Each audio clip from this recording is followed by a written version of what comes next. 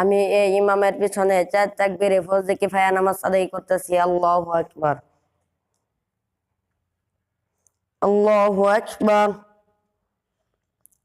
সুবহানাক আল্লাহুম্মা ওয়া বিহামদিকা ওয়া তাবারাকা ইসমুকা ওয়া তাআলা জাদ্দুকা ওয়া জাল্লা সানাউকা ওয়া লা ইলাহা গায়রুক। আল্লাহু আকবার। اللهم صل على محمد وعلى آل محمد كما صليت على إبراهيم وعلى آل إبراهيم إنك حميد مجيد. اللهم بارك على محمد وعلى آل محمد كما باركت على إبراهيم وعلى آل إبراهيم إنك حميد مجيد. الله أكبر.